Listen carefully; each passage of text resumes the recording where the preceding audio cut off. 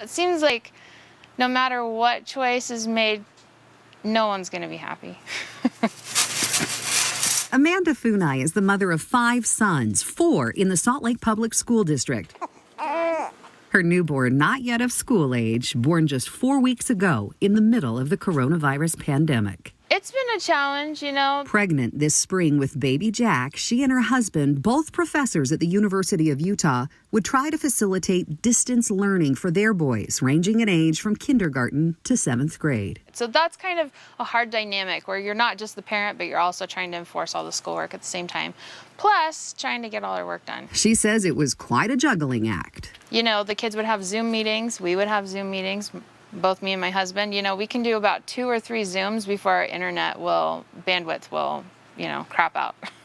For some, distance learning worked, but for 8-year-old Logan, it was frustrating. We would check over his work, and he would be like, "You can't tell me to change that. You're not my teacher." Something she says they'll still face this fall, when in her district, they still don't know if they'll be solely virtual or a mix of at home and in the classroom. There's good things about it and bad things. Logan's heading into 3rd grade. It was hard to understand how my teacher wanted us to do things. It was kind of chaotic. Big brother Andrew is going into 8th grade. It was really different. Some of the classes were harder to do, and some of them were about the same. He says being stuck at home was the hardest part. We're getting a bit stir crazy, but it's been really fun. He liked online classes, but says it's better with friends, so much so that he says he's willing to wear the mask he doesn't enjoy.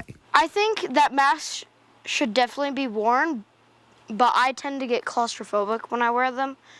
But I'll make do, I guess. I want to see the kids wear masks, especially the older kids. Amanda also hopes social distancing and hand washing is a priority if the kids do go back, something Salt Lake is still trying to decide. I know that the teachers want to be safe. And obviously we want the kids to be safe too.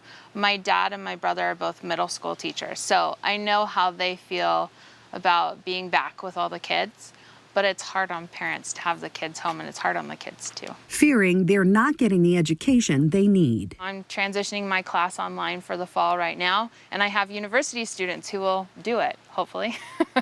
It's different when you have elementary school students and you're trying to get them to do everything online. There'll be gaps even with a really good curriculum. Amanda says she has concerns about her newborn in this COVID age and doesn't want to expose him, but balances that with the belief that for her older boys, it's better to be back in school. My husband has had colleagues who have gotten COVID. One of my students last semester did. So it's there, it's real. We're trying to make the best decision to keep everyone physically and mentally healthy, and it doesn't seem like there's a right choice in there.